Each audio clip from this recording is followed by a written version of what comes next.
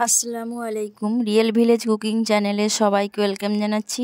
আজকে আমি বানাবো খুবই মজাদার একটা স্ন্যাক্স রেসিপি, যেটা আপনারা বিকেলবেলায় চায়ের সঙ্গে খেতে খুবই ভালো লাগবে। খুবই মুচমুচে এবং ক্রিস্পি, আর বানানো তো খুবই সহজ।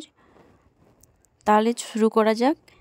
এখানে নিয়ে নিয়েছি এক বাটি পরিমাণে নিয়ে নিয়েছি এখানে আমি চালের আটা হাফ বাটি পরিমাণে।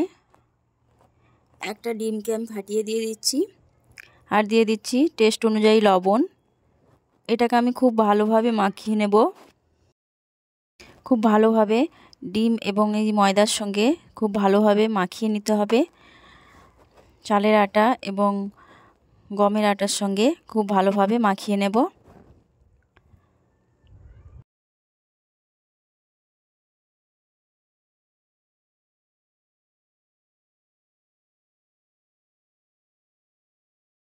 দিয়ে দেবো 1 চামচ পরিমাণ চিনি। কর্নফ্লাওয়ার দিয়ে দিচ্ছি 1 চামচের মতো। দিচ্ছি ভ্যানিলা এসেন্স 1 চামচের মতো দিয়ে দিচ্ছি। 1 চামচের মতো ভেজিটেবল অয়েল দিয়ে দিচ্ছি। সব কিছুকে ভালোভাবে মিশিয়ে নেব। খুব ভালোভাবে মিশিয়ে নিতে হবে। এবার দিয়ে দিচ্ছি এর মধ্যে আমি দুধ। আমি অল্প অল্প করে দুধ দেব, আর এটাকে ভালোভাবে মিশিয়ে নেব। একবারই দুধটা দেব না, অল্প অল্প করে দেব, আর ভালোভাবে মিশিয়ে নেব। একটা পাতলা মতো ব্যাটার তৈরি করে নেব। বাকি যতটা ছিল পুরোটাই আমি দিয়ে দিচ্ছি। এবার এর মধ্যে দিয়ে দিচ্ছি বেকিং পাউডার, আর দিয়ে দিচ্ছি এখানে 2 চামচের মতো জল দিয়ে খুব ভালোভাবে মিশিয়ে নিচ্ছি। দেখুন ব্যাটারটা ঠিক এই রকম হবে। ব্যাটারের ঘনত্বটা ঠিক এই রকম হবে।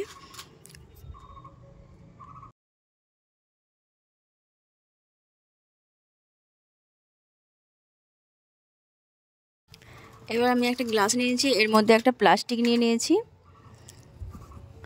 পাইপিং ব্যাগ থাকলে সেটাও হবে। আমি এর মধ্যে একটা প্লাস্টিক দিয়ে দিয়েছি। আমি ব্যাটারটা এর মধ্যে ঢেলে দিচ্ছি।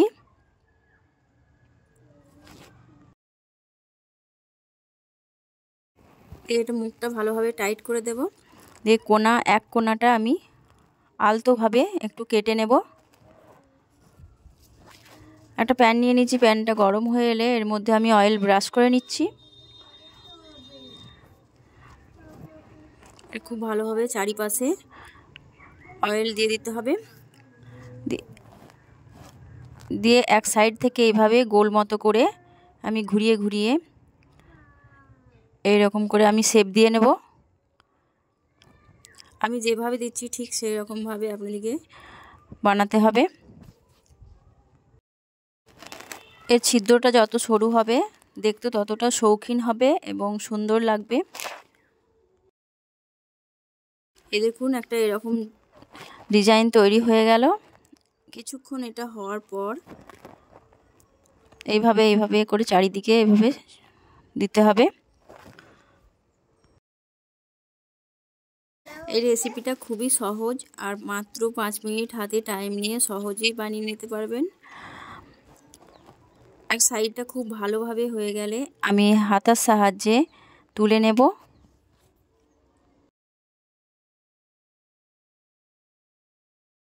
এই দেখুন কালারটা চেঞ্জ হয়ে এসেছে।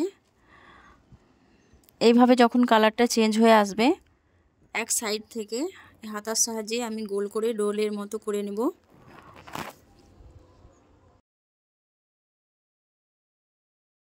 প্রথমে এক সাইড থেকে আমি ছাড়িয়ে নিচ্ছি আলতোভাবে।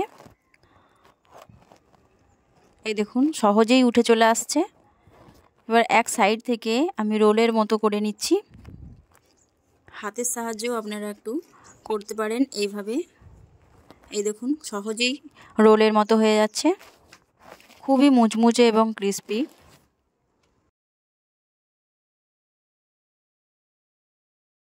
একটা সহজেই বানানো হয়ে গেল। আমি ঠিক একইভাবে আবারও বানিয়ে নেব যে কটা আছে।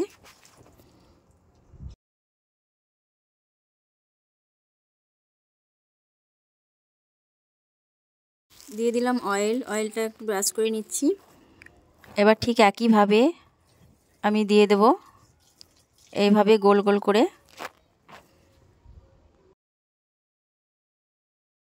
এই রেসিপি আপনাদের বাচ্চাদের টিফিন বক্সেও দেবেন, বাচ্চারা খুবই আনন্দ করে খাবে।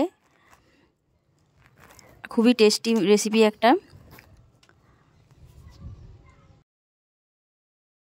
এইভাবে ঘুরিয়ে ঘুরিয়ে দিয়ে দেবেন। দেখুন সহজেই খুব সুন্দর ফুলের মতো একটা ডিজাইন বানানো হয়ে গেল। ঠিক একইভাবে আমি সবকটা বানিয়ে নেব।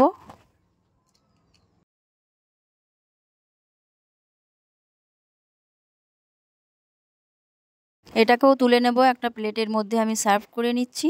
এই দেখুন সবকটা বানানো হয়ে গেছে। খুবই মুচমুচে এবং ক্রিস্পি। একবার বাড়িতে না বানালে আপনারা বুঝতেই পারবেন না এটা খেতে এতটাই টেস্টি। আর বানানো তো খুবই সহজ। তাহলে দেখলেন তো খুব সহজে এই রেসিপি বানানো যায়।